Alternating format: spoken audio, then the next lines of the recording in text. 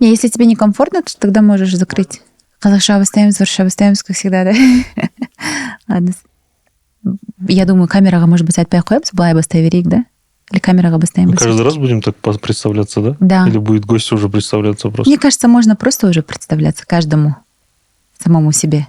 Да? Ну, как будто каждый этот одно и то же говорит. Ну, это нормально, по идее, они же должны же запоминаться. Друзья, всем привет! Мы сегодня снова с вами, и у нас новые гости. Я вот думаю, все-таки мы будем на камеру смотреть и представляться? Или все-таки между собой просто? Да, между собой начнем. Айдын Бахытжан, сәлем, қалайсыңдар? Салем. Все хорошо. Все хорошо. Өзіміз Life by Dark. Біздің кезекті наш очередной выпуск. И сегодня у нас в гостях Бахытжан. Давайте представимся. Да? Меня зовут Зарина, и я являюсь ведущей подкаста «Өзіміз Life». Меня зовут Айдын. Я являюсь соведущим «Өзіміз Life» и операционным директором компании Дартех. И наш гость. Да. Всем здравствуйте еще раз. Меня зовут Бахытжан. Спасибо еще раз, что пригласили на этот подкаст «Өзіміз Life». Я являюсь основателем в данный момент такой маленькой IT-академии Product B. Ранее работал в компании MyCar Group как основным продуктовым менеджером. И я думаю, остальное, наверное, расскажем в рамках подкаста. Да, обязательно.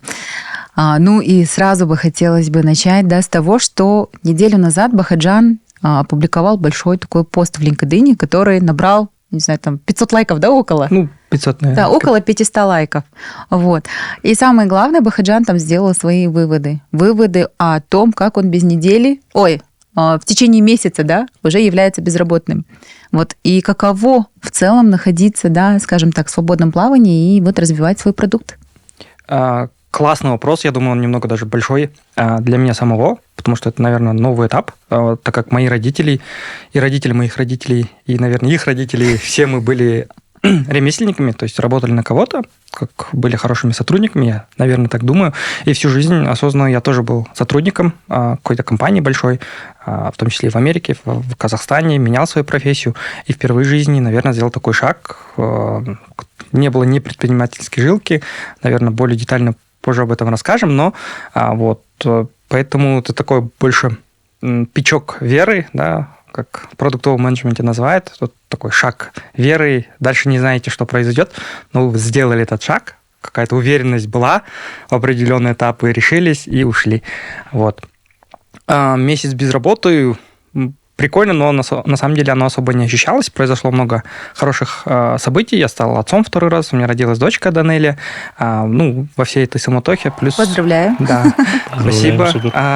Я переехал с Алматы в Астану временно еще раз. И то есть очень много новостей и с развитием своей IT-академии, поэтому не успел, к сожалению, почувствовать себя безработным. Но вот так. А вы как-то все-таки готовились к такому переходу, получается? Увольняюсь и условно занимаюсь своим делом. Были ли какие-то предпосылки? Вообще, как мы создали, у нас маленькая школа продуктовых менеджеров, я его веду чуть больше года, около 1,5 года. Как любой менеджер продукта, у него должен быть некий свой KPI, да, если моя школа будет какую-то энную сумму зарабатывать, тогда я могу позволить себе уволиться. Вот такое условие было, оно было достигнуто в мае месяце, но тем не менее работу не отпускало, было интересно, но как любому продуктовому менеджеру, на казахском менеджеры, наверное, да, сейчас если красиво перевести, в своей работе можно проверять гипотезу сегодня, да, делать инсайты завтра и пивотиться послезавтра. В большой компании такой не поделаешь. У меня наверное, больше внутренний интерес, любопытство было, и из-за этого, наверное, такой переход произошел. Но так как я являюсь отцом и, скажем, стандартным казахом с ипотекой и долгами, поэтому мне нужно было и запланировать финансовую часть. Поэтому, да, это решение было осознанное, но, тем не менее, тоже с некой юношеским желанием тоже. Вкратце, супер вкратце так. Классно. А в MyCar вы работали именно продакт-менеджером, да? Да, в Майкаре работал продакт-менеджером, супер быстро, вот придем к 2023 году. Вообще я начинал карьеру в 2017 году, закончил Назарбаев университет, обучался и в школе, в университете хорошо, поэтому я думаю, хорошее обучение тоже является одним из залогов хорошего становления хорошим профессионалом. Я в это очень сильно верю. Особенности продакт-менеджера, я верю, что нужно очень хорошо знать математику, статистику, чтобы делать какие-то data-driven красивые решения.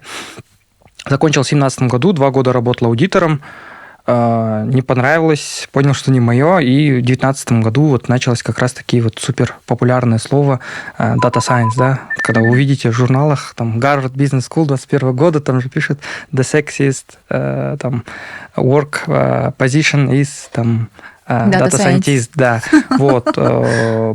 Там начали какие-то проекты вовлекаться с русскими ребятами, тогда с Россией начали звать, даже та же 4, и прям очень захотелось. Сильно не понимал, но очень хотелось. Самым быстрым ходом было переобучиться. Вот. Благодаря программе «Балашак» быстро переадаптировался и подал на программу.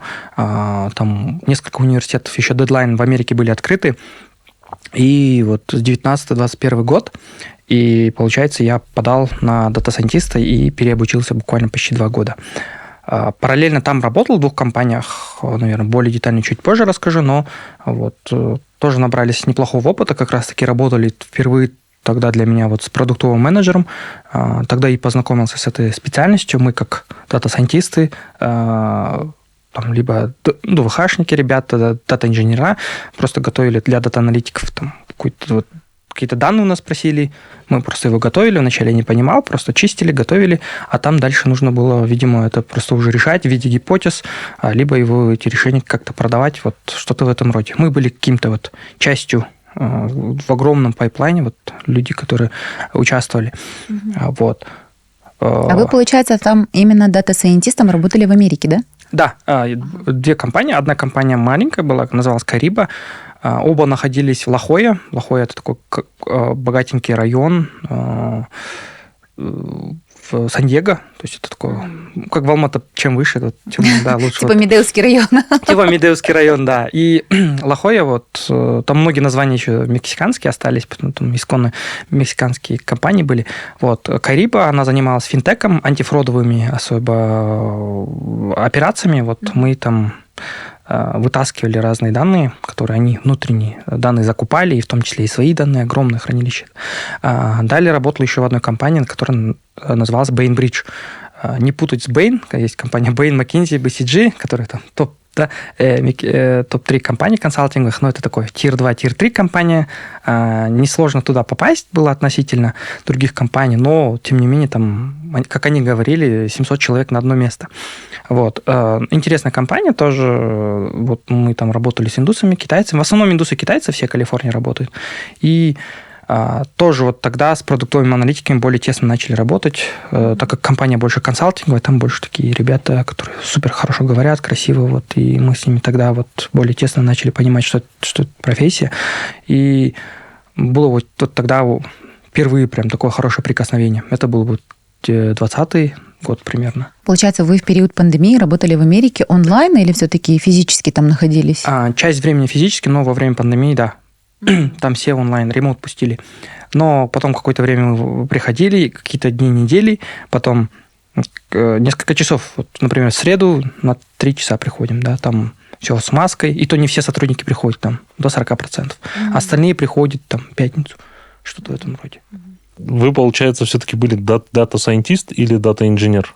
Я был дата-сайентист, не был дата-инженером. Ну, там чуть-чуть выполнял какую-то роль, но я не был дата-инженером, больше дата-сайентист и дата-аналитик. То есть уже нам вытащили вот эти данные, нам часть уже почистили, то есть мы там где-то дочистил, где-то SQL хорошо выгружали, и где-то даже помогали визуализировать. Вот эта часть у нас уже, какая-то часть уже была готова, а нам передавалась вот оставшая часть работы. И вот,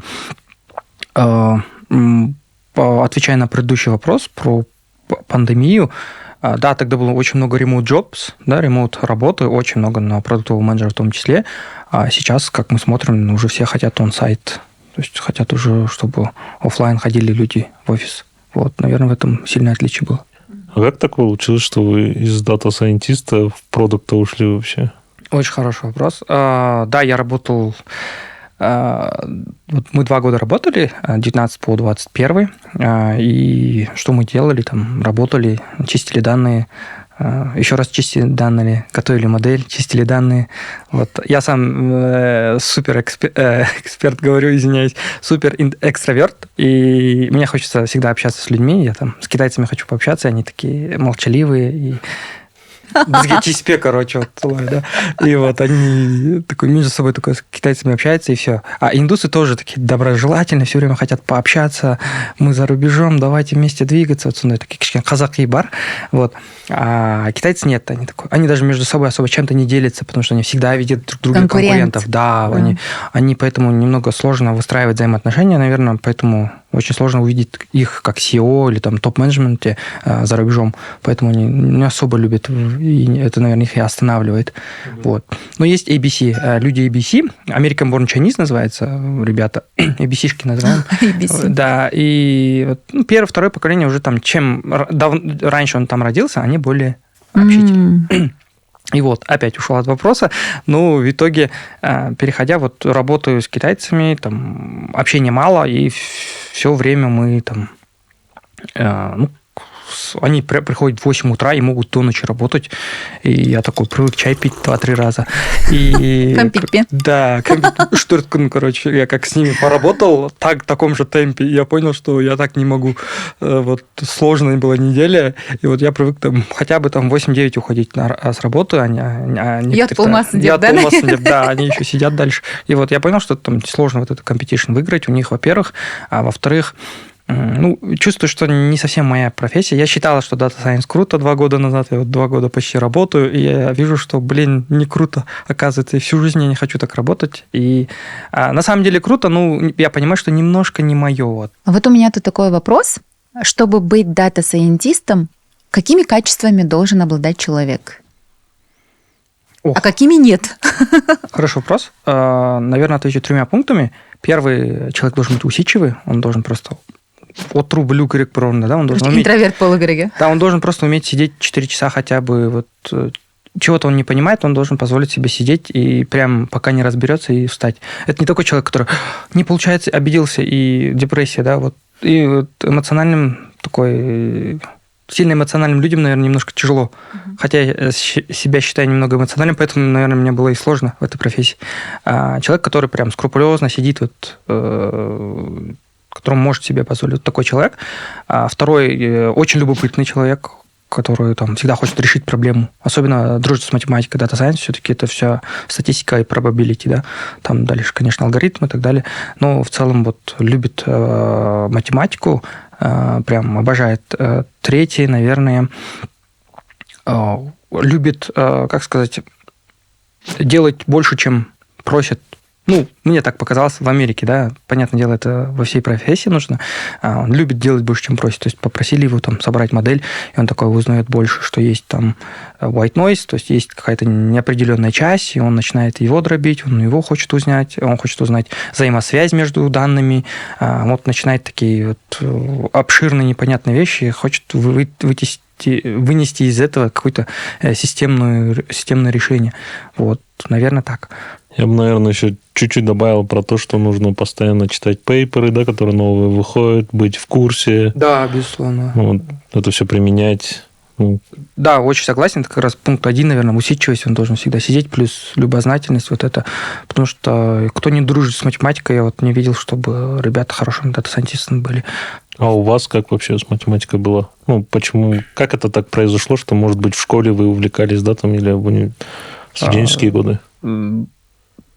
Я всегда любил математику, но не был прям таким сильным. Я сам учился в Казахско-Турецком лицее, вот, математику знал. У нас все там, в моем классе прям очень хорошо знали математику. Я вообще даже далеко не первый был. У нас олимпиадники математики были, конечно. Понятное дело, из них там мне было очень сложно. Но благодаря тому, что там даже в среднем круге находиться, сильных ребят, можно быть хорошим. Плюс такие школы, вот UC Сан-Диего, один из топ-20 школ по Data Science в Америке, почему я и выбрал.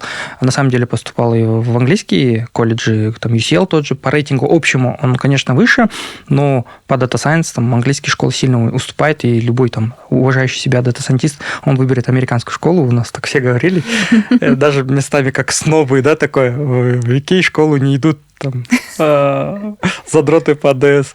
Вот, и вот так. Джари у нас, Джари не требует, GMAT, там вот такие. На самом деле эти экзамены не такие сложные, но как минимум, то есть нужно уметь сидеть, просто это решать. Вот. Усидчивость. Да, усидчивость. Математику вот... Как раз у китайцев, да, усидчивость Да, вообще. у китайцев. Да, мне кажется, Я вот это... слышал, что они рассказывали, когда они... у меня вот друзья учились в Корее, и туда приехали тоже китайцы ребята, и которые там работали, говорит, так, чтобы максимально их профессор заметил, чтобы он им предложил там какой-то оффер в университете, да, и чтобы они могли остаться, потому что конкуренция у них внутри бешеная, поэтому они там вот нон-стоп работают, там без этих, без чая, там, без вот этого всего. Да, тут сильно согласен. Вот у нас же есть такое понятие double major, когда две специальности сразу учишь. Это у нас на Назарбаев университете считалось, это ты, значит, топ-студент. А в Китае это такой средний студент, он должен делать double major. И еще больше интересно, есть такие международные экзамены, как называется, CFA, наверное, все знают, да? FRM. Как вы знаете, там МФЦА ребята, которые с опытом 5 лет, начинают их сдавать. В Китае это второкурсники сдают. Вот они приходят в мастерс уже с этими пейперами, а я о них только узнаю, например, и я такой сижу, вау. Там их родители готовят уже там со школьных годов, потому что в Америке обучается топ-1% богатых ребят с Китая и с Индии. Там кто-то там владелец больших апартаментов в Гонконге, потому что там такие ребята и очень хорошими деньгами, и вот их готовят прям целенаправленно, и они прям со всех сторон уже накачанные, скажем, приходят. А если вот сравнить индусов с китайцами, вы сказали там то, что вот ребята там открытые, а китайцы они более такие, да, там интроверты, а вот с точки зрения тоже усидчивости, там, работы? Очень сложно оценить. Сразу можно сказать, любой человек, если топ-школу в Америке возьмут финтех, дата сайенс, у нас 150 человек было, 140 китайцев во всех школах, так, Бостон, MIT. Если 150 человек они набирают в когорту, 140 из них китайцы просто. Мы там остальные, там, 4 индуса, 1 бразилец, 1 мексиканец, 1 вот казах. Мне кажется, нас из-за diversity взяли, то есть за то, что вы другой, Келли Салсен. И вот поэтому, китайцы, индусы, они как китайцы, только чуть-чуть меньше денег, и они только растут. Вот что-то такое как будто похоже, потому что китайцы, их родители давно вот прошаренные, и они идут в Америку. Мне кажется, у китайцев все-таки вот этот какой-то империализм, да, от них идет. Они всегда видят тебя конкурента, они между собой видят конкурента, они малыми группами только двигаются. И когда они как-то там пейперы экстра пробивали, платные покупали, они только там 3-4 человека. А индусы такое, я купил, и всем рассказывают.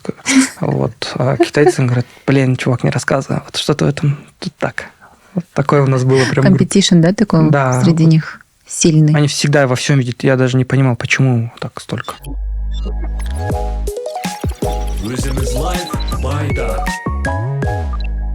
А вот получается, после Америки вы возвращаетесь в Казахстан, да? И где начинаете свой карьерный путь? Да, вот здесь классный депрессивный вопрос. Да, там зарплата в долларах, да, там довольно хорошо получал еще. И получил 2 оффера, к счастью, но у меня была опять-таки депрессия из-за того, что специальность не моя, родные не со мной. И я долго взвешивал, еще отдавать ли родительскую квартиру или нет, чтобы остаться там. И все же решил приехать обратно. И, конечно, я там зарплата от $5000, а здесь 200 тысяч тенге. И я такой думаю, куда я попал, да? Астана. Вот. И я такой, первый оффер у меня еще с BI Group был. Не в обиду BI Group. И я такой думаю, вот. И вот тяжело было. А потом я устроился один финтех американский стартап и ремоут работал, тоже дата-сайентистом. Там также еще были русские ребята. как раз-таки мы вот работали с принтами, мы также работали с принтами, и каждый раз я там инициативу проявлял в течение полугода, и там ребята там были очень сильные, там с доктора Веба, там пару CV-инженеров, которые прям очень по миру редко можно найти. Ребята из EA Sports, я сам играл EA Sports. Вот. Это, получается, вы онлайн работали на них, Да, и ребятами мы там работаем в спринте, и каждый раз я сам дейлик проводить, потом я начал там ретрики делать, там что-то еще начал, и говорят, давай ты попробуй попемить эту группу. Я такой, мне нравится, я не знаю, что это такое, но круто. Вот так потихоньку начал переход. Я уже в Астане был, онлайн работал, но мы летали периодически там, в Питер, в Москву. То есть вся all-staff митинги, там у нас встреча команды была там в Москве, в Питере, потому что там в основном русские ребята, и вот там, кто с Америки, они прилетали там. Вот так. Вот. А потом, получается, вы там проработали? А я проработал почти 2 года, дорос вот от джуна, именно как PM. Если по грейдингу, прям я как middle data scientist устроился, а потом опустился на джун PM, там оттуда рос, и вот 2 года работал примерно, плюс-минус, и вот буквально уволился в начале этого года. И сразу ушли в Майкар? Да, сразу ушел в Майкар. Вот так примерно как история продукта продлилась. На самом деле, большая благодарность ребятам, во-первых, СНГшные ребята супер душные просто. Так, туториал, как открыть окно.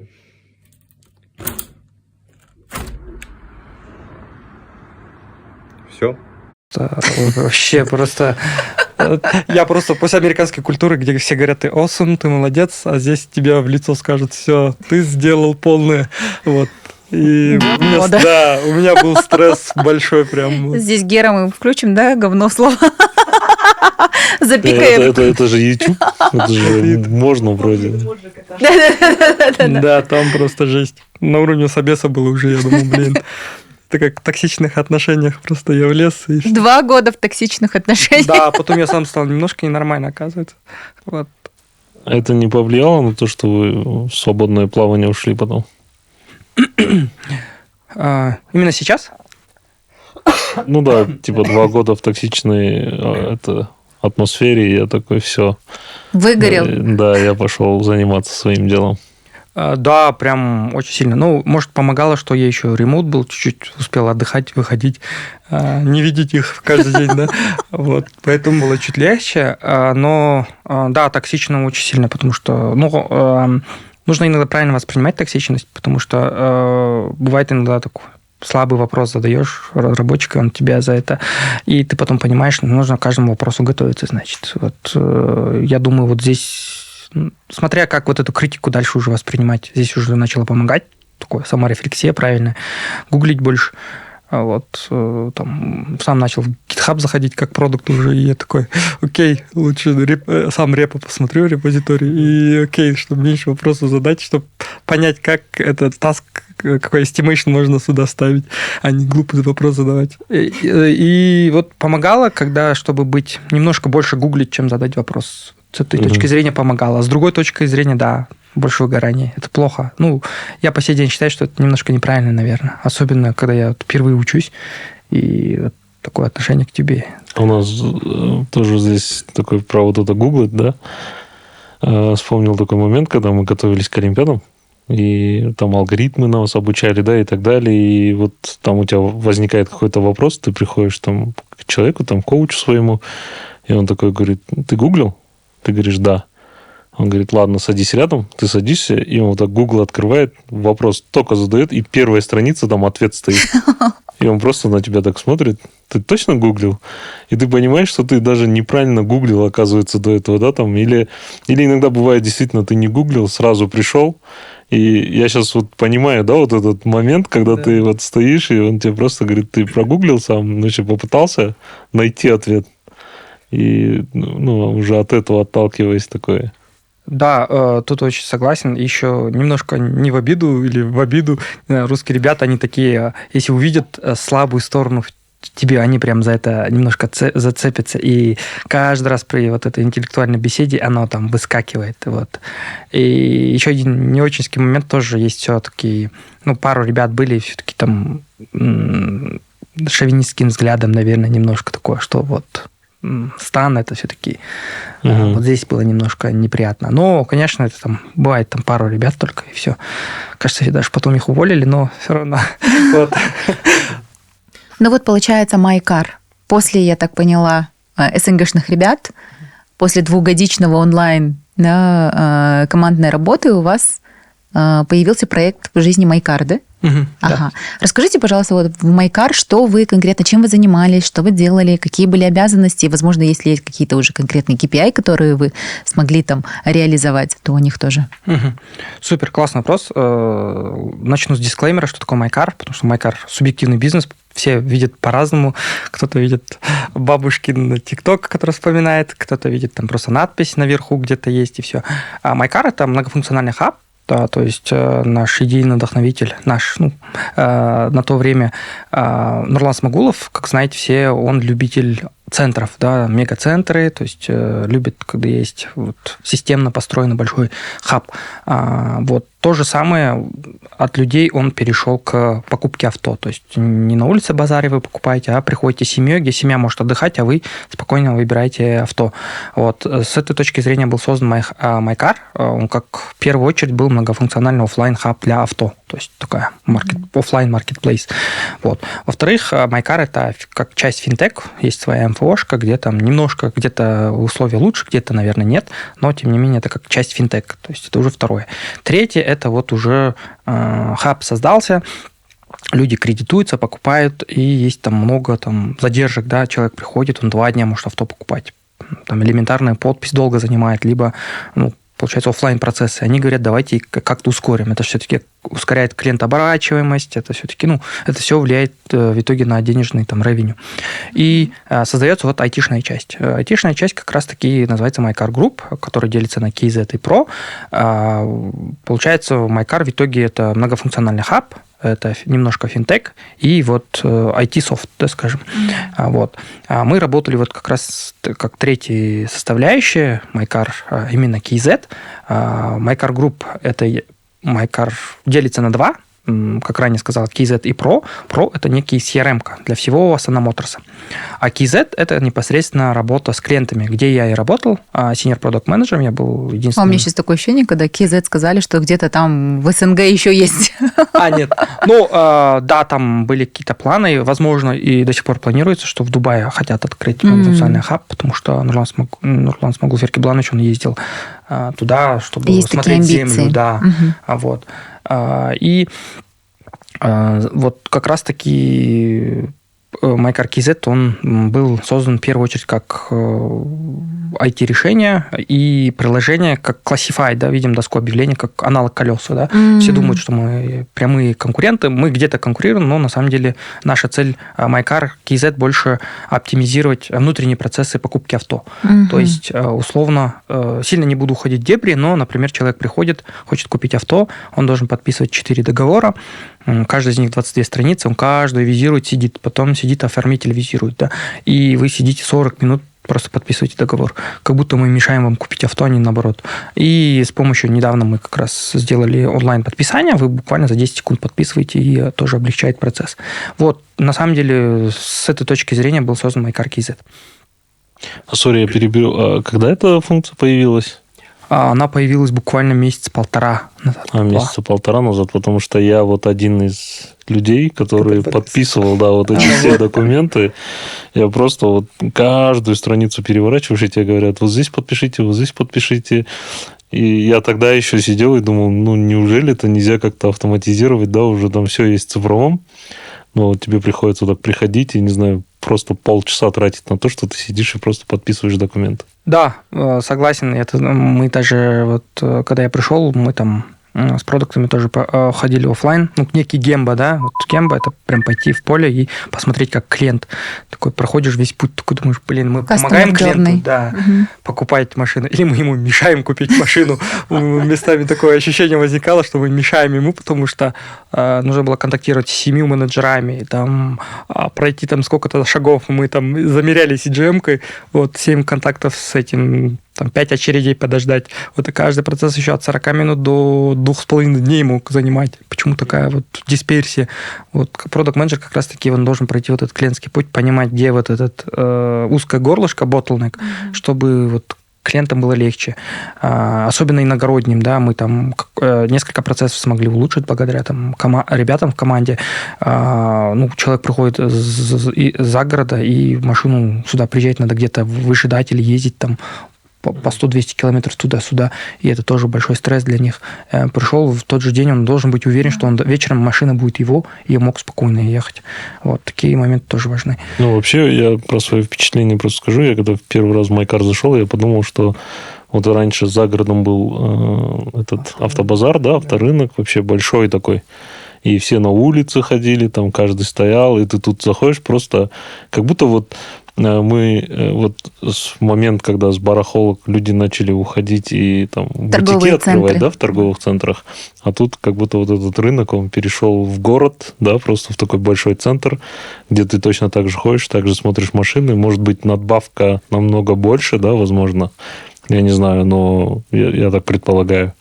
Но вот все в остальном это так просто сервис. Там чай, кофе, сервис, да. Да, стало цивильней, конечно, там за это есть определенная плата, да, сверху. Понятное дело, наверное, авторынок частично жив, либо же все сейчас в онлайн уходит, да. То есть смысла нет в стоках хранить, там люди все видят. Ну, я периодически проезжаю, и мне кажется, он уже давно не жив, и действительно все перешло там в колеса, да, либо там в такие сервисы, как Майкар, и продается уже больше там. Ну да, человек хочет тоже удобства, там приходит и там ходит с семьей, там дети. А вот конкретные ваши, да, решения, которые вы предлагали в Майкаре? Что я делал? Как раз вот в Майкар KZ есть 7-8 там небольших продуктов внутри. Угу.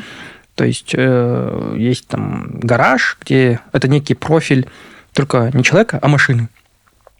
Вся история обслуживания, когда вы покупаете авто, чтобы знали, когда она обслуживалась, как обслуживалась. И стараемся вот делать более прозрачным именно обслуживание авто. Извиняюсь. И таких сервисов, как вот главная страница вот была на мне, там часть Classified. Classified, сам доска объявления, она уже тоже сама по себе большой продукт. За него отвечал другой продукт. Таких продуктов у нас было 7. А моя часть главная страница, то есть главная страница апки, веба, центр уведомления, то есть все такие поддерживающие сервисы, которые висели на мне. То есть первое прикосновение клиента в диджитале было на мне. То есть он заходит в приложение, если ему что-то непонятно, значит, все, ушел. Да, ушел. То есть, понятное дело, значит, я отвечаю там на такие метрики, как DAO, MAU. Понятно, это метрики больше роста, поэтому я здесь взаимодействую с маркетингом, чтобы они мне здесь помогали. По сервисоустойчивости, да, когда идет какая-то акция, мы должны поднимать дополнительные ноды, чтобы сервис не упал, что мы должны там предположить, какое количество наплыва будет. Да, здесь я уже работаю с девопсерами, там, со всеми там, бэкэндерами нашими. То есть у нас была больше кроссфункциональная команда, мы назывались Core, как General команда, и здесь мы там в первую очередь, чтобы устойчивость сервиса был, и без багов, лагов, там, и клиент мог найти тот или иной сервис. Плюс пуш-уведомления, да, центр уведомления, либо пушки, как мы внутри назвали. То есть реанимировать клиента, когда он там забыл, либо какие-то акции пушить, там, индивидуализировать их. То есть посмотрели там Hyundai Elantra 2017 года, что вам не приходили, там, Zikr, да, Hyundai Elantra 2017 года. Вот примерно так. А у вас, получается, все-таки project менеджер или продакт менеджер? Вы какие-то каздевы проводили, вы что-то оптимизировали, меняли, либо у вас, как вы до этого говорите, там больше такое управлять проектом там, с разными командами, да? Там, да, хороший вопрос. Конечно, там какое-то время преобладала продуктовая часть, какое-то время преобладала работа проектного менеджера. Получается, если продукт-менеджер разделить на два, путь нашего IT-продукта разделить на два, это Discovery Stage и Delivery Stage. Да, Delivery – это просто уже идет дизайн, разработку, а Discovery до того, как стоит ли выбрать разработку, либо вообще, есть ли она проходит адекватность, да. Как раз-таки вот Discovery можно делать там очень многими этапами. Есть обычные опросники, есть коридорки, есть там, глубинное интервью, да, CastDev там, по формату Jobs to be done. Как раз-таки мы там на новые фичи применяем. Есть, можно Double Diamond делать Discovery, там, спрашивать команду, как это, по разным фреймворкам, вот, и определять, насколько та или иная функция нужна. Один из интересных вещей тоже через юнит-экономику прогонять и приоритизировать фичи, тоже интересный момент. Когда мы занимаемся Discovery, мы немножко чувствуем себя продуктами.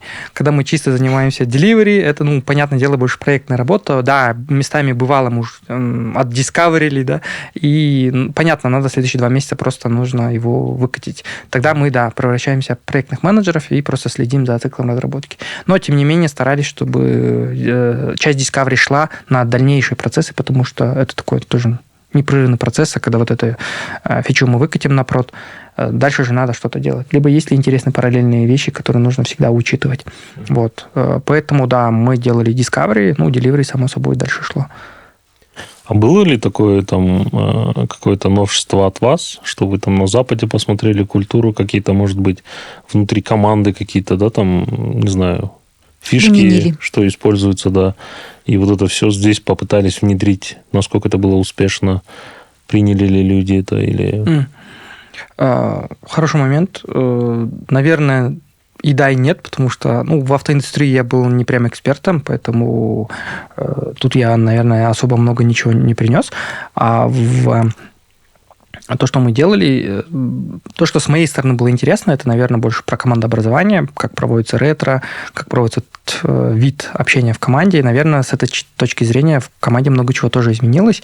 Мы там делали там интересный паблик-ревью на общий там с сушами, пиццами, там внутрикомандные там разные игры, потому что за рубежом на это очень сильно внимание уделяют, на, скажем... атмосферу. Да, чтобы этот человек был счастлив, иначе он не будет о работе думать. Вот больше вот такое people-centric, да, вот на каждого.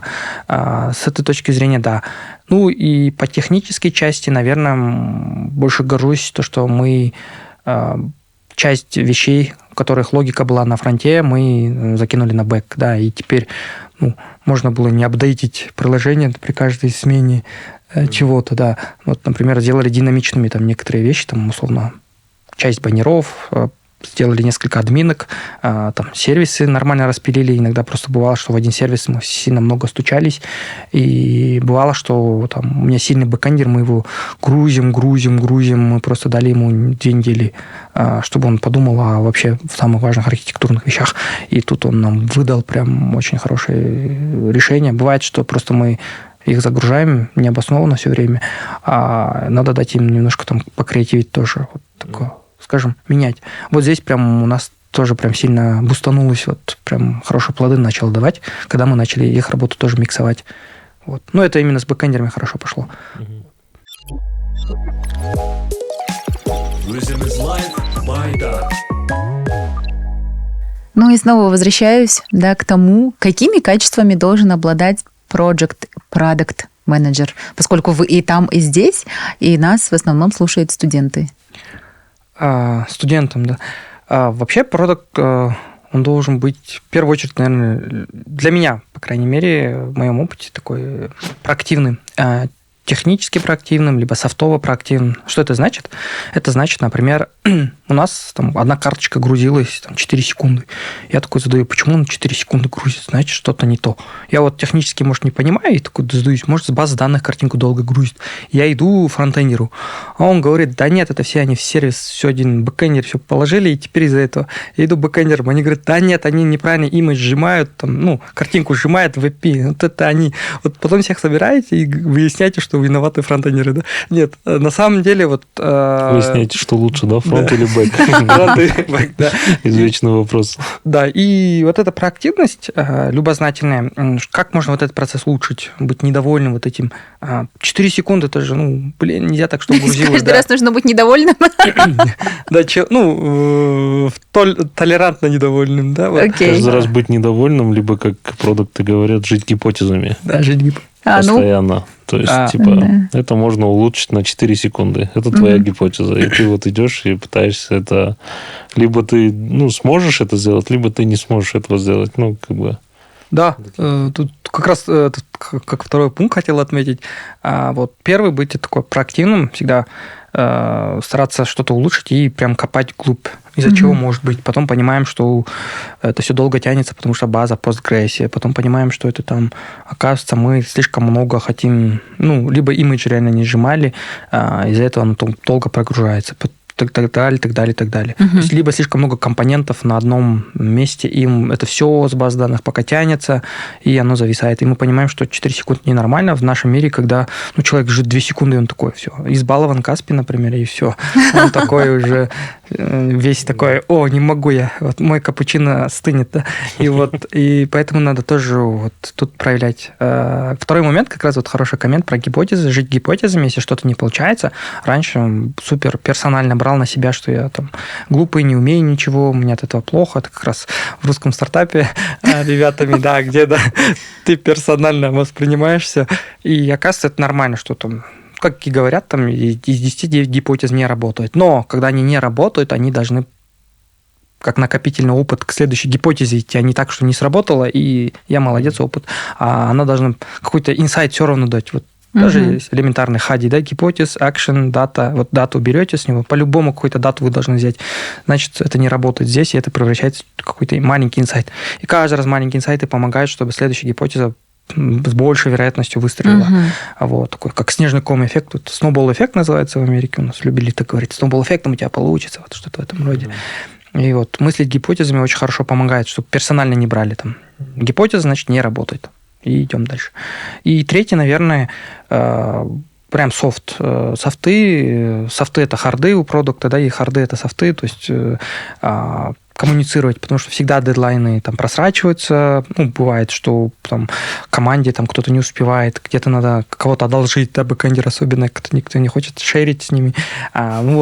Уметь договариваться, уметь продавать идею, очень, скажем, мягко продавать, аргументированно продавать. Если в ваши идеи не верят, вы не можете продавать, значит, вы такой слабый продукт, потому что, вы даже не смогли стейкхолдеру продать, значит, эта идея даже не выйдет, и юзеры не увидят. И в то же время пользователям тоже уметь правильно их слушать и в итоге продавать ваше приложение, там, эту функцию, правильно его анонсировать, правильно его там через уведомляшки показывать, это все правильно коммуницировать. В итоге у продукта всегда коммуникация идет и в приложении, через технические вещи, с людьми, это прям через обычные мемки, натуральные доклады, жизненные коммуникации. Да, вот эти навыки. Сейчас про навыки чуть-чуть рассказали, да, а если теперь вернуться на начало карьеры продукта, с чего начинать, да, там, как правильно подойти, может быть, какие-то там, не знаю, курсы пройти, либо что-нибудь прочитать. И вообще можно ли ограничиться, допустим, только каким-то курсом определенным? Проходите университет Дарью, да? Я сам вещаю в академию 1,5 года, но я сам ребятам говорю, что после курса ты не продукт все равно, да, потому что курс – это малая часть знаний, которые можно получить. И вообще больше ребят в окружении, там более опытные продукты, и лично я сам больше удостоверяемся, что очень сложно быть хорошим продуктом прям до 25 лет. Либо вы интерпренер должны быть хороший, либо вы должны немножко опыта индустрии набрать. Вот это доменные знания у вас мало будет. Без хорошего доменного знания и немножко смазливым голосом вам сложно там дяденькам что-то продавать, они вас просто слушать не будут. Да? Ты с универа вышел, как бы не было вот это эйджизм, да? Эйджизм, он есть по факту, он обоснован, мы считаем, потому что... А ты согласен с этим? С эйджизмом? Да. Именно. Я больше, наверное, согласен с тем, что если ты не имеешь, доменной экспертизы, что, во-первых, вот то, что из навыков, да, тяжело делать какие-то гипотезы, если ты не знаешь вообще в целом доменку. И действительно там доказать кому-то, что ты знаешь это, и продать ему это будет очень тяжело. Ну, вот в этом плане я согласен. Да, не так, что если там человек сделал в 22 года отработал там Oracle, там Booking и может в Travel Tech работать, конечно, может. А если человек вышел с университета, не сделал ни одного пэт-проекта, он говорит, я классный продукт, потому что я курс прошел, к сожалению, наверное, нет, потому что у него должен быть solid опыт какой-то. И, ну, видно человек, когда даже мы собеседуем ребят, и видно, когда человек уже прожегся, и он как приходит, как он рассказывает свой опыт, как он реально АБ-тест проводил. А АБ-тест проводили, очень мало продуктов в Казахстане. Я не знаю, сколько собеседований проводили, они просто знают, что такое АБ-тест, но не знают, как его проводить вообще. То есть, нужно ли его проводить. И, скажем, такие базовые вещи тоже им супер сложно. И тут очень сильно заметно. Поэтому, возможно, не нужно становиться продуктом в начале карьеры, а нужно прям прокачивать свои доменные знания. То есть, если вы сильны в финансовой сфере, работаете в финансовой сфере, даже проектном, всех семейства, да, системный аналитик, бизнес-аналитик, проектный менеджер, там, около продукта, все. И вы сильные доменные знания, и потом уже вы уходите на немножко менеджерское. Все-таки продакт-менеджер – это больше там не только про проверки гипотез, но это и менеджерская роль, где вы там, чтобы у вашего бэкэндера там ничего не сгорело, и чтобы он sustainably работал дальше, да, потому что вы перед стейкхолдерами в ответе там производить 20 мешков риса каждый месяц, да, если ваш бэкэндер сгорел, там не будет 20 мешков риса, там будет 5 или 10, поэтому тоже важно, чтобы у них все было хорошо, и проводить с ними one-to-one вот эти. Вот касательно продукта, используете ли вы какие-то навыки продакт-менеджера в жизни? Вот как раз-таки чуть больше года я начал использовать почти во многом в своей жизни, даже элементарных написаний постов, да, элементарных там каких-то вещей, потому что человек – это сам продукт, сам себе самый важный продукт жизни, да, если так воспринимать. И от состояния здоровья до там, карьерных вещей это ваши гипотезы по отношению к вам. Вот. У вас очень много своих сабпродуктов по отношению к себе. Это карьера, это семья, это вот, хобби, это да, подпроекты. Это все ваши подпродукты. Если вы на них хороший KPI ставите, например, ведение блога, да, у меня там на LinkedIn было 2100 фолловеров в начале года. Я хотел увеличить его в 2 раза, 4200. Что я для этого делаю? Это базовая проверка гипотез. Пишу там 5 видов разных постов с периодичностью там 1 неделю и под каждой тематикой. И вот просто оно проверяется, и у каждого есть свои там виды KPI, и это супер один из маленьких примеров, как можно там проверять гипотезы по отношению к себе. И я думаю, тоже очень интересно, когда особенно эта гипотеза срабатывает или не срабатывает. Вот. Угу. А что нужно делать, если не сработала гипотеза? Если не сработала гипотеза, обычно горевать. Главное, это, да? Не впадать. И не уйти в депрессию. Да, не знаю. А у вас было такое, вот, допустим, не сработала гипотеза, и как вы из этого выходили? Если бы всегда бы гипотеза срабатывала, значит, я плохой продукт, да, наверное? Нет, если всегда гипотеза работает, значит, очень маленькие цели, либо зона комфорта. А если там, я даже своим ребятам говорю, если один раз не кринжово в месяц, да, не стыдно за что-то, значит, вы супер сейф зоне, да, либо в зоне комфорта, значит, вы ничего чего-то не делали. Вам все время, значит, комфортно. Либо вы избегаете больших целей. Вам должно быть один раз стыдно, потому что либо же не то сделали, или старались выпрыгнуть больше, но не получилось, и вы вот этот негативной нейронной связи, когда бывает же стыдно или что-то, вот, вы таки не хотите это повторить, и в следующий раз работаете вдвойне. Вот это такой хороший тонус.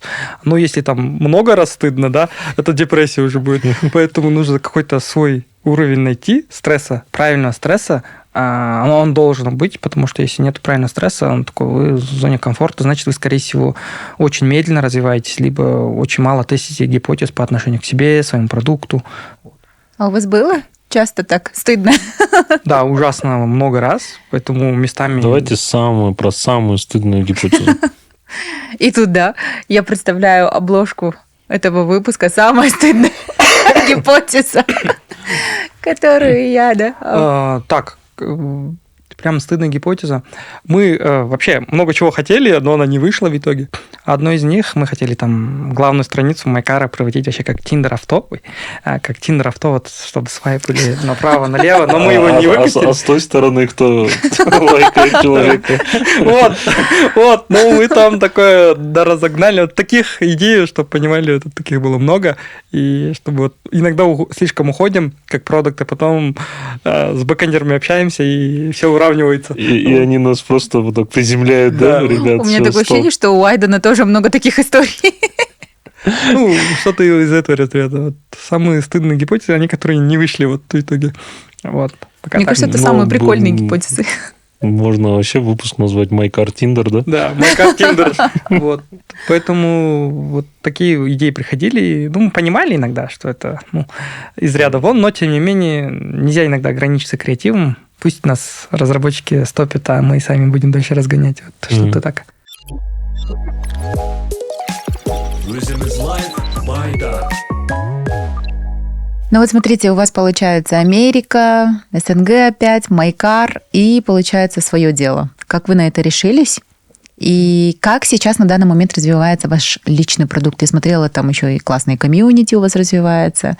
Вы у себя в LinkedIn писали, да, что такой огромный поток студентов. И вообще, что движет теми студентами, которые идут учиться именно на продакт-менеджера? Классный вопрос. Вначале, так как я свою аудиторию не знал, мы там продавали курсы по обучению продуктовых менеджеров, и у меня была гипотеза, что все хотят трудоустроиться, да, то есть мы будем offer-driven школой, и все. Вот. Спустя вот 1,5 года мы понимаем, что не всем нужен оффер в нашей школе. То есть вот мы там проводим анонимные опросники, анкетирование, там тоже свои юзер-персоны, да, вот портрет наших потребителей, чтобы понимать для себя. Понимаем, что где-то около 50%, даже меньше, хотят реально трудоустроиться дальше. Часть из них уже работают, возможно, тоже в каких-то токсичных компаниях, как я, когда-то, и просто видят вот этот интересный круг и хотят быть частью этого. То есть, на самом деле, многие курсы, если взять, в корне их контент, можно найти где-то пособрать, да, в интернете, там 80-90% уж точно. И больше тут мы понимаем, что он играет роль таких же единомышленников, ребят, которые хотят вместе развиваться и в таком интересном вайбе. И вот ребята приходят, чтобы вместе хорошо провести вот эти 2-2,5 месяца. То есть курс длится у вас 2,5 месяца, да? Да, сам курс. Но сейчас курс про Техурду, это немножко другой, который сейчас спонсируется Астана Хабом. Там.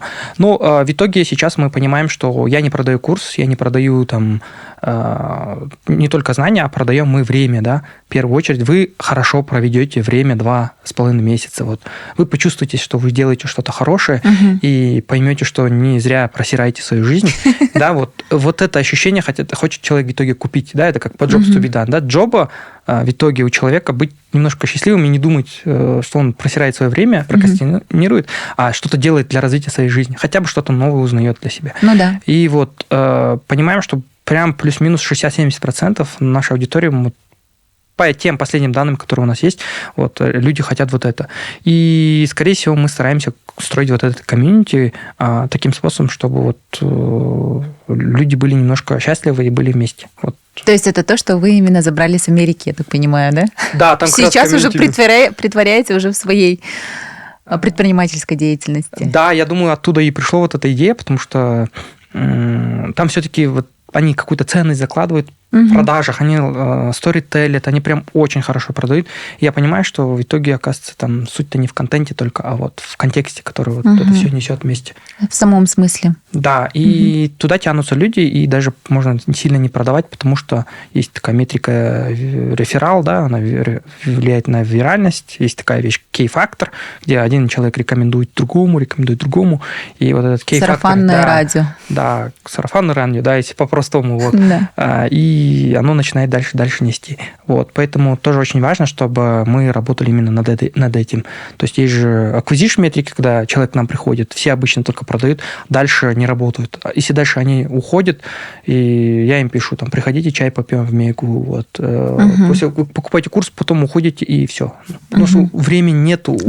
За ними дальше мейнтейнить их, да, вы дальше работаете над acquisition. А попробуйте над maintenance поработать, и тогда они будут супер счастливы, будут рекомендовать, и новый acquisition приходит. А сам по себе придет. Пока у нас очень маленькая, конечно, комьюнити локальная, но пока оно работает вот так. Ну, я Конечно, видела, у вас там в Телеграме более 1000 человек в комьюнити. Да, Ну, это как бы такое это говорит о многом, на самом деле. Ну, как раз-таки мы стараемся вот делать и бесплатные ивенты, и Мгм. поэтому вот ребята видят такую маленькую искренность, наверное. Мгм. Но видите, мы очень маленькие, поэтому мы можем это все позволить себе. А когда сильные, если мы хотели бы расти там семимильными шагами, тогда ну, Качество бы да, хромало страдало, уже. безусловно. Потому что, возможно, мы не растем сильно, из-за этого мы можем это делать. Тут Мгм. тоже такое курица и яйца проблема, что вот не факт, что мы могли это позволить себе, если бы мы быстро росли. Тут У меня, кстати, еще тут такой вопрос родился. Получается, вы работали продуктом, а теперь вы преподаете. То есть вы сейчас условно ментор. Насколько вам комфортно преподавать? Блин, местами сложно, потому что вот за 1,5 года я понял, что в целом-то по жизни что-то преподавал где-то там от школьных предметов до сейчас. Понимаю, что не хватает сильно педагогических знаний, больше и психологии, потому что когда со студентами one-to-one проводим, ну, у человека там мама заболела, ремонт, какой ему там jobs to be done, да? Он сидит, думает об этом. И тогда говорим, давай просто закончим курс, неважно тебе сейчас вот это все. И человек понимает это тепло, и с ним отдельно поговорим, потому что у него там сейчас в голове что-то другое. И тоже нужно понимать, и я тут понимаю, что, оказывается, в образовании сильно нужна психология. Я знать-то не знал, когда запускал курс, что психология вообще нужна. Я сам я больше такой математика, квант, и вот психология, социология, я особо там, мне тяжело вот дается эта часть. И я сейчас только понимаю, что это очень важная часть, и, скорее всего, мы там будем нанимать методиста, мы будем в это вкладывать больше и больше, потому что мы понимаем, что, оказывается, мы не понимаем в этом направлении. Мгм. Вот. А вы сами дополнительно какие-то курсы ментора проходили? Да, Либо психологии, допустим, построение отношений со студентами? Прям как курс психологии я не проходил, брал какие-то единичные консультации, либо посещал вебинары, платные, неплатные, там, воркшопы. Именно касательно продуктового менеджмента, да, там очень много мы вливали в покупку разных курсов, ресурсов, в том числе менторства от многих крутых российских ребят, которые работают там, Яндекс, Тинькофф, Авито. Поэтому мы, наверное, стараемся больше вкладывать, реинвестировать, и оно относительно неплохо работает. Вот. Так. Зарина у нас преподает. Классно. Да, поэтому у нее прям глаза загорелись, она Вы что начинает преподаете? спрашивать. А я на факультете журналистики. Ну, я по медиа, по коммуникациям преподаю. Супер. Да, Да. преподавать сложно очень, да. Вот, Да. Ну, вот энергия уходит очень много. Уже людей. 5 лет опыта преподавания. Ну, да, сложно, согласен. Это круто. Преподавание классно. Ну Но, да, все приходит с опытом в любом случае. Да, ну, видите, говорят же, ты фаундер, но ты не SEO. Вот недавно услышал эту фразу, очень сильно меня удивило, потому что я сейчас преподаю, но я мало занимаюсь стратегическими вещами, вот этими партнерствами, о развитии курса, от привлечения инвестиций в нашу школу, хотим там платформу построить, что-то дальше двигаться. Это уже роль SEO, делегирование, умение дальше работать. А как фаундер ты в маленьком кругу все сам делаешь, умеешь, там часть делегируешь. Вот как фаундер что-то я могу, но как SEO вот тоже интересный сейчас путь, наверное, вот такой стадию трансформации тоже проживаем, поэтому тут тоже есть плюсы и минусы, наверное, в какой-то степени нужно уходить от преподавания и уже полностью это делегировать, а уже быть SEO. Уходить в стратегию. Да, вот. Потому что мы понимаем, что за 1,5 года я еще нормально стратегию там не выстроил. Вот. Тоже хороший вопрос себе. У меня еще такой момент про касательно вообще вот преподавания, да? Меня вот тоже до этого спрашивали, и я всегда говорил, что когда преподаешь, это намного как будто энергозатратнее, чем вот сидеть с 9 до 6 там, в офисной работе. Да, когда ты... Здесь Я ты тоже абсолютно коммуницируешь с людьми, ты там работаешь, делаешь свою работу, но когда у тебя там условно в день может быть не с 9 до 6, а там с перерывами какие-то лекции, но ты взаимодействуешь со студентами, и к вечеру у тебя просто 0 энергии. У тебя такое ощущение, что даже ты ни с кем особо разговаривать не хочешь, ты просто хочешь прийти, покушать и просто спать, набираться новой энергии. Есть такое, да? Вот? Есть абсолютно. У меня вообще там амфитеатр. Допустим, студенты поточно сидят, 60-70 студентов, и это не онлайн, а офлайн. Получается, ты одна такая маленькая, и все на тебя вот так вот смотрят. Амфитеатр греческий. И после там 50-минутной лекции, все, я выхожу такая, мне нужно пешим походить. условно, пройтись пешим, потому что после лекции кто-то там бежит к тебе, 3-й, 4-й, 5-й, И вопросы, кто-то там пишет, да. вопросы дополнительно задают. Это такая смотришь на время, мне нужно еще бежать, они еще за тобой бегут. Да, если там такую прикольную аналогию провести, и если мы воспринимаем себя как машину ежедневно, да, у нас есть там 20 литров, например, на езду. Пусть будет 100 литров, чтобы легче, 100%. 100 литров, да, если на работе мы там как будто машину включили же, и на автозаводе он так мало жрет бензина, и вот так. А если мы лекцию, мы как будто по пробке по Альфараби едем, и вот оно больше ест бензина, да, Ну и да. поэтому топливо быстро уходит. И тоже тут важный момент, мы тоже сейчас понял, что в день не надо, стараться надо перераспределять, потому что у меня есть в день 100 литров, и я, должен Я уметь понимаю, каждый да. день проездить равномерно, да, иначе у меня там мотор начнет глохнуть. А вот тоже такая интересная аналогия была. Недавно тоже в одном из семинаров поговорили ребятам, и тоже интересный такой для себя take-away был. Вот. Вкратце так. Наверное, да. Надеюсь, ответил на вопрос. Да, интересно. Адин, ты же тоже преподавал? Я преподавал в КБТУ, первому, второму курсу Programming Languages and Technologies. И вот у меня еще и были первый и второй курс студенты, и параллельно я в тот момент как раз работал в Тойоте. И вот почему я вначале спрашивал, да, потому что я когда работал в Тойоте, там были ребята, которые прям работали в Японии. И они постоянно рассказывали вот про то, как японцы, да, там в погоне за карьерой, вот то, что там они реально засыпают, когда они ждут там метро и так далее, то, что они там вообще не спят, работают, и эти ребята, как работали в офисе, да, ты вот тоже всем этим как-то чуть набираешься, да, такой думаешь, блин, я тоже буду, и там преподаешь параллельно, еще в Тойоте работаешь, но чувство после преподавания у меня всегда такое было. Все. У меня, опустошение. Да, вот такой энергии нет. Я вообще ни с кем не хочу разговаривать. Я просто хочу прийти, покушать, отдохнуть. Не знаю, может быть, даже на фоне телевизор включенный стоит. Ты как будто просто сквозь телевизор смотришь, и все. И просто, набираешься. Потом после лекции еще же есть же экзамены. Да. И проверять все эти 70 работ, это вообще Да, очень отдельный сложно. квиз. Да, Да. это очень сложно. Хотя, с другой стороны, вот со студентами работать тоже классно. Нет, это очень классно. Вообще, вот из того, что еще хотелось бы поделиться, да, это когда они тебе задают вопрос. У меня всегда была привычка такая, что если я не знаю, я всегда говорил, я не знаю. Вот как это, да, там, типа, классный А ты такой вопрос. пошел искать, да, Да, ответы? я в открытую всегда студентам говорил, классный вопрос, я не знаю ответа, но к следующей лекции я точно узнаю и вам расскажу. Я реально шел и начинал это все ресерчить, искать, а потом приходил и рассказывал, вот смотрите, там оказывается это вот так, вот так, вот так. И вот за счет этого я тоже, во-первых, сам больше узнавал, да, и во-вторых, когда ты к лекции готовишься, ты все равно намного круче начинаешь это все уже там проходить. Безусловно, я тоже перепроверяю, не скажу ли какую-нибудь фигню. Да. Сейчас же, тем более, это не как раньше, да, сейчас же вот, типа, ты ошибся, и сразу кто-то обязательно там руку поднимает, там, да, это было не так. Нет, сейчас там студенты история очень другая, начитанные. там, вот такое. Да. И ты такой, окей, Могут предъявить, да. встретимся на экзамене.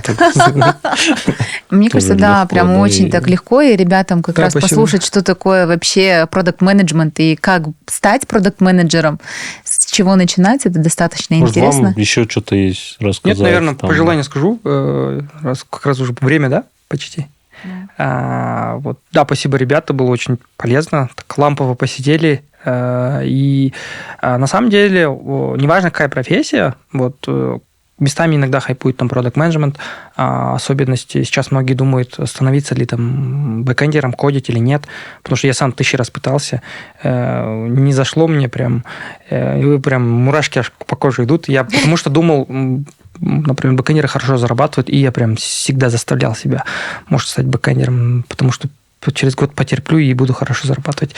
Не совсем так, вы там можете выгореть и поймете, что это не ваше, но, тем не менее, просто делайте то, что вам нравится. Сейчас, я думаю, там любая профессия может позволить хорошо заработать, во-первых. Во-вторых, вы это будете делать там более с большим удовольствием и можете намного эффективнее и продуктивнее делать и становиться лучшим мастером своего дела, а не пытаться где-то просто быть похожим и делать то, что вам не нравится. Вот, вкратце Отлично. так. Прослеживается, да, то, что человек в Америке поработал, Да, вот да, эта да. вот узкоспециализированность, да? Да. Вот, ну, всегда же говорят, что вот постсоветское, да, там... Мы хотим всё и сразу. Да, все и сразу. Multi. Такое, все знать по чуть-чуть, но хотя бы Multitasking. знать, иметь там... Я тоже так думал, что это круто. Я думал, что я географию знаю, я это знаю, я молодец. И в итоге, оказывается, не надо это все знать. Вообще не Надо надо. знать то, чем ты занимаешься, Да, да, и и знать всё. это просто классно, Хорошо, круто да. там. Быть Кстати, ремесленником своего Мне дела. кажется, еще классная идея для поста – это про китайцев и про индусов написать. Да, я напишу обязательно. Ждем, да, такой... Я сам вспомнил, потому Ждем. что, да, я каждый раз удивлялся, вот как они работали. Но у меня даже фотка есть, как кто-то спал, китаец. Я сфоткался, когда он спал, ну, тем и более. я работал. Смотрите, китаец спит, а я работаю, да? Да, я его сфоткал 3 часа ночи, кажется. Вот так. Круто, круто. Ну, спасибо большое. Круто, спасибо. Будем ждать крутых проектов от вас, классных новостей и, возможно, еще в будущем звать к нам. Да, буду рад. Спасибо вам еще раз за такой прекрасный вечер. Надеюсь, телезрителям было тоже полезно, приятно. Поэтому до скорых встреч. Спасибо. Спасибо.